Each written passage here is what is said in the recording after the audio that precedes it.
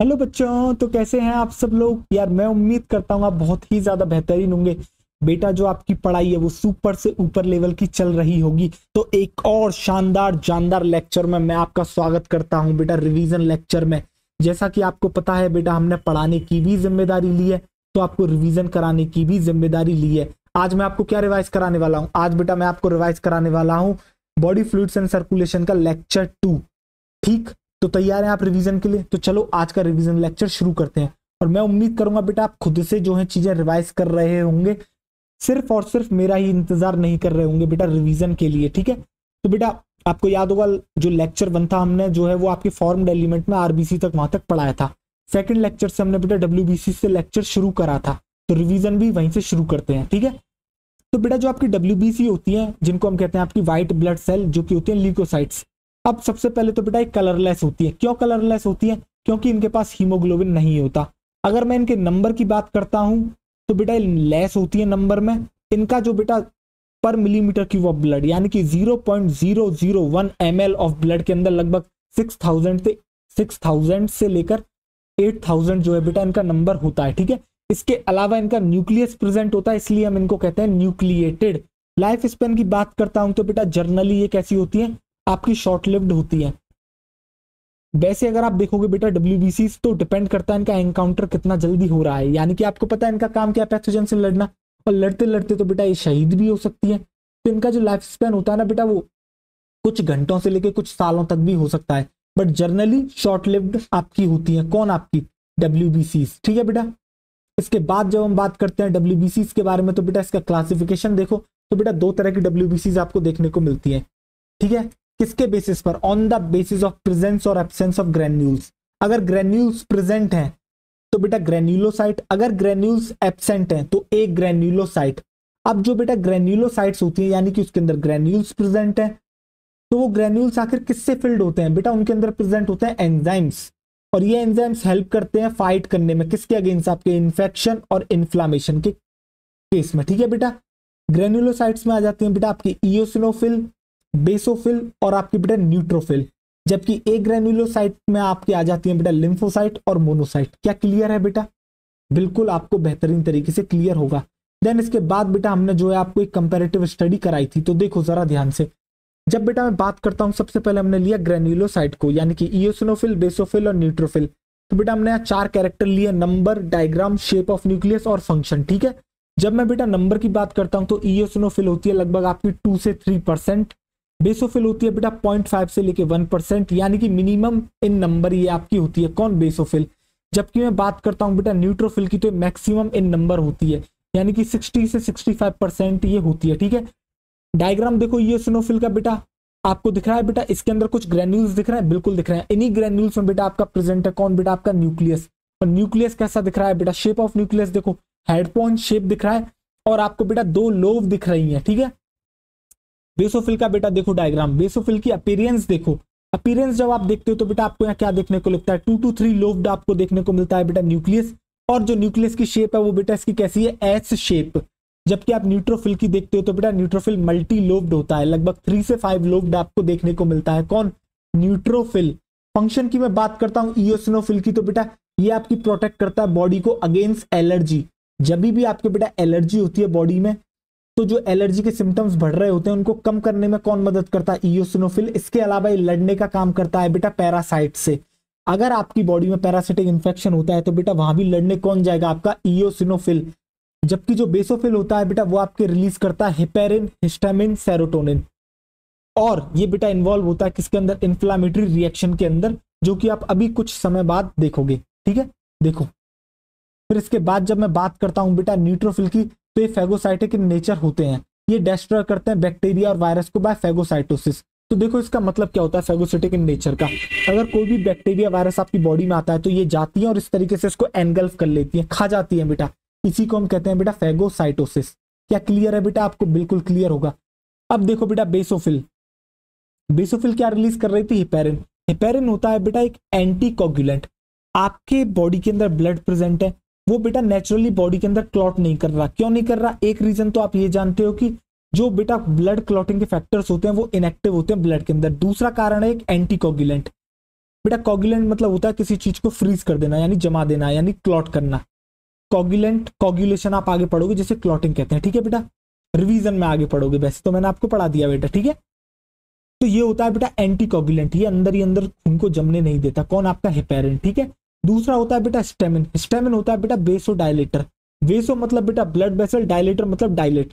अब डायलेट मतलब समझ रहे हो, देखो स्टेमिन जा रहा है, जो वेसल इतनी थी उसको इतना कर दे रहा है, यानी कि इतनी से इतना कर दे रहा है। ये क्या कर रहा है, ये बेटा बेसिकली इसके साइज को बढ़ा दे रहा है। इसका साइज बढ़ाने से क्या होगा, ब्लड फ्लो बढ़ेगा, और इसका ब्लड फ्लो बढ़ने से क्या होगा, डब्ल्यूबीसीज आएंगी, जो कि बेटा इन्फ्लामेशन में आपको देखने को मिलता है। इसलिए कहते हैं स्टेमिन आपका इन्वॉल्व होता है किसके अंदर बेटा, इन्फ्लामेटरी रिएक्शन के अंदर। इन्फ्लामेशन भी बेटा मैंने आपको बता दिया था, ठीक है।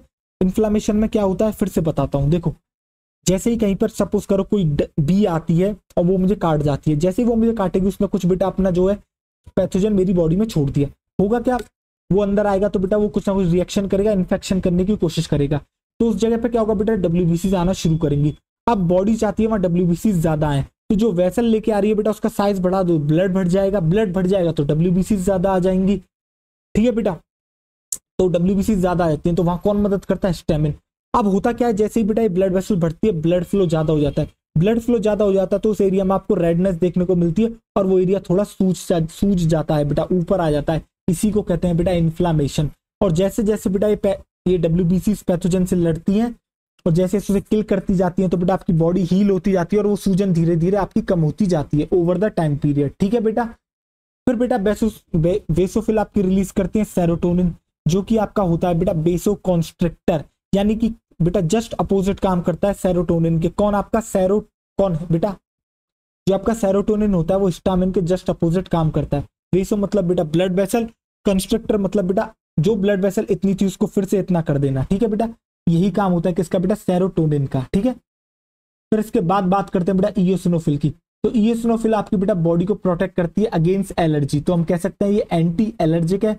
ये क्या रिलीज करती है, ये रिलीज करती है बेटा हिस्टामिनिडेज, क्यों, जो कि डिक्रीज करता है किसके इफेक्ट को बेटा, हिस्टामिन को। तो एलर्जी के टाइम पर बेटा आपके हिस्टामिन का रोल होता है, आपका हिस्टामिन रिलीज आउट होता है और बेटा कुछ रिएक्शंस आपकी बॉडी में होती है, उसी के इफेक्ट को कम करने के लिए बेटा एंटी एलर्जिक कौन करता है रिलीज, आपका बेटा इयोसिनोफिल रिलीज करते हैं हिस्टामिनिडेज, ठीक है। इसलिए हम इसको कहते हैं एंटी एलर्जी, एलर्जी के खिलाफ ये काम करता है, ठीक है। एलर्जी के इफेक्ट को बेसिकली कम करता है ये। इसके बाद हम बेटा ए ग्रेन्युलोसाइट्स पे आते हैं और इसकी बात कर लेते हैं। इसके अंदर बेटा लिम्फोसाइट और मोनोसाइट आती है। नंबर की अगर मैं बात करता हूं तो इसका नंबर होता है बेटा 20 से 25% लिम्फोसाइट्स का, जबकि आपकी मोनोसाइट्स होती है बेटा 6 to 8%। डायग्राम आपको बेटा दिख ही रहा है, एक लार्ज और राउंड न्यूक्लियस देखने को मिलता है किसके केस में, लिम्फोसाइट्स में। और देखो कोई भी ग्रेन्यूल्स इसके साइटोप्लाज्म में देखने को नहीं मिल रहे हैं, और देखो बेटा मोनोसाइट्स में भी नहीं देखने को मिल रहे हैं। इसलिए तो बेटा हम कहते हैं लिम्फोसाइट और मोनोसाइट आपकी क्या है, एक ग्रेन्युलोसाइट। देखो बेटा मोनोसाइट के जरा उसको देखो न्यूक्लियस को, बिल्कुल ऐसा लगना है ना राजमा की तरह या फिर आपके किडनी की तरह, इसलिए इसको बेटा किडनी या बीन शेप्ड हम कहते हैं। फंक्शंस की अगर बात करते हो तो बेटा लिम्फोसाइट आपकी इन्वॉल्व होती है किसके अंदर, इम्यून रेस्पॉन्स ऑफ बॉडी। तो बेटा जो इम्यूनिटी आपकी होती है ना, एक्चुअली जो प्रोवाइड करने का काम करती है वो कौन करती है बेटा, आपकी लिम्फोसाइट्स ही करती है। दो तरह की होती है, टी लिम्फोसाइट, बी लिम्फोसाइट। समय आने पर इसको डिस्कस करा जाएगा, ठीक है बेटा। फिर बात करते हैं बेटा मोनोसाइट्स की। तो जो आपकी मोनोसाइट होती है बेटा वो भी फेगोसाइटोसिस करती है, बट ये न्यूट्रोफिल से अलग होती है। कैसे, ये बेटा स्कैवेंजर्स ऑफ ब्लड है।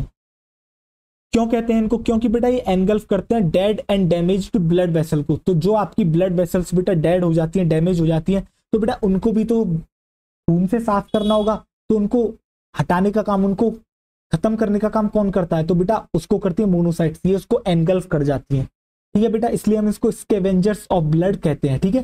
क्लियर हो गया बेटा। फिर इसके बाद बेटा हमने आपको एक प्रोसेस बताई थी जिसको हम कहते हैं ल्यूकोपोइसिस। इसका मतलब होता है बेटा process of formation of leucocytes, ठीक है। तो इसकी लोकेशन क्या होती है बेटा, ये भी बनती है आपकी रेड बोन मैरो में। कौन, आपकी बेटा डब्ल्यूबीसी, ठीक है। इसके बाद हमने बात करी बेटा आपसे ब्लड प्लेटलेट के बारे में, जिसे हम थ्रोम्बोसाइट भी कहते हैं। अगर आप इसके नंबर की बात करते हैं तो लगभग बेटा ये आपकी 1.5 से लेकर 3.5 लाख होती है पर मिलीमीटर क्यूब ऑफ ब्लड, यानी कि 0.001 ml ब्लड के अंदर आपको 1.5 लाख से 3.5 लाख थ्रोम्बोसाइट्स या फिर ब्लड प्लेटलेट्स देखने को मिलती है। फंक्शन की अगर मैं बात करता हूं तो बेटा ब्लड क्लॉटिंग में ये आपकी हेल्प करती है। और अगर मैं इसके लाइफ स्पेन की बात करता हूं तो बेटा लगभग 1 हफ्ते तक जो है बेटा जिंदा रहती हैं, यानी कि आप कह सकते हो ऑलमोस्ट 7 डेज तक। ठीक है बेटा, इसके बाद हम बात करते हैं बेटा थ्रोम्बोपोइसिस। क्या होती है थ्रोम्बोपोइसिस? तो बेटा थ्रोम्बोपोइसिस मतलब बेटा, थ्रोम्बो मतलब बेटा आपकी होगी प्लेटलेट, और पोइसिस मतलब होता है बेटा फॉर्मेशन, यानी कि process of formation of blood platelets या फिर थ्रोम्बोसाइट्स इज कॉल्ड थ्रोम्बोपोइसिस। तो बेटा स्टेम सेल होती है, स्टेम सेल देती है बेटा किसको, बनाती है आपकी मेगा कैरियोसाइट। अब मेगा मतलब होता है बेटा लार्ज, कैरियो मतलब न्यूक्लियस, साइट मतलब सेल, यानी कि एक ऐसी सेल जिसके पास एक लार्ज न्यूक्लियस है। दिख रहा है बेटा ऐसी सेल, इसलिए हम इसको कहते हैं मेगा कैरियोसाइट। तो बेटा इसके क्या होता है, इसकी जो आपको दिख रहा है कुछ फ्रेगमेंट्स जो है इससे अलग हो जाते हैं, उन्हीं को कहते हैं सेल फ्रेगमेंट्स, और ये सेल फ्रेगमेंट्स ही कहलाते हैं बेटा आपकी ब्लड प्लेटलेट्स। इनके अंदर बेटा न्यूक्लियस नहीं होता है, विदाउट न्यूक्लियस होते हैं। ये कंटेन करते हैं एक थ्रोम्बोप्लास्टिन, जिसका रोल होता है बेटा ब्लड क्लॉटिंग के अंदर। थ्रोम्बोप्लास्टिन बेटा एक इंपॉर्टेंट आपका क्या है, रोल प्ले करता है किसके अंदर, आपकी ब्लड क्लॉटिंग के अंदर। ठीक है, देखो बेटा आगे, फिर इसके बाद बात करें बेटा थ्रोम्बोसाइटोपेनिया। क्या होता है बेटा, decrease in number of blood platelets ही हम कहते हैं बेटा थ्रोम्बोसाइटोपेनिया। ठीक है, अगर बेटा आपकी प्लेटलेट्स का काम होता है क्या बेटा, वो रिलीज करते हैं थ्रोम्बोप्लास्टिन, जो कि बेटा मदद करता है आपकी ब्लड क्लॉटिंग में। इनका नंबर कम हो गया तो थ्रोम्बोप्लास्टिन कम हो जाएगा, बेसिकली आपकी ब्लड क्लॉटिंग में बेटा समस्या हो जाएगी, और आपको ब्लड क्लॉटिंग से रिलेटेड डिसीज हो जाएंगी, जिसे हम कहते हैं बेटा ब्लड क्लॉटिंग डिसऑर्डर। और अगर गलती से कट लग गया तो बेटा एक्सेसिव लॉस ऑफ ब्लड हो जाएगा आपकी बॉडी से, जो कि आपके लिए बहुत ही ज्यादा फैटल हो सकता है बेटा, आपकी जान भी ले सकता है। ठीक है बेटा, फिर इसके बाद हमने बात करी बेटा order of number of blood cells. सबसे ज्यादा बेटा आरबीसी होती है, उससे कम प्लेटलेट होती है, सबसे कम डब्ल्यूबीसीज होती है। डब्ल्यूबीसीज में भी बात करूं तो बेटा न्यूट्रोफिल सबसे ज्यादा होती है, उससे कम लिम्फोसाइट, लिम्फोसाइट से कम मोनोसाइट, मोनोसाइट से कम बेटा इयोसिनोफिल, इयोसिनोफिल से कम बेसोफिल। बेसोफिल कितनी होती है याद करो बेटा, 0.5 से लेके 1%, जबकि न्यूट्रोफिल होती है 60 से 65%, लिम्फोसाइट होती है 20 से 25%, मोनोसाइट होती है बेटा आपकी कितनी 6 से 8%, इयोसिनोफिल 2 से 3%। याद आ गया बेटा। अब आप बेटा ऐसे याद रखोगे, जैसे आरबीसी, प्लेटलेट, उससे कम बेटा neutrophil, then lymphocyte, monocyte, eosinophil, basophil. ठीक है बेटा, आपने पूरा ऑर्डर दे दिया, अगर कोई पूछ लेता है बेटा आगे जाके तो आप इजीली बता पाओगे। ठीक है बेटा, आपको समझ में आ गया। तो बेटा इस लेक्चर को यहीं पर रैप अप करते हैं। ठीक है, मिलते हैं आपसे अगले लेक्चर में, तब तक आप अपना ढेर सारा ख्याल रखें, पढ़ाई करते रहें। Bye bye, take care. और बेटा रिवीजन करना बहुत ही ज्यादा जरूरी है, आपको आपकी मंजिल तक पहुंचना है। ठीक है, चलो मिलते हैं अगले लेक्चर में, टेक केयर।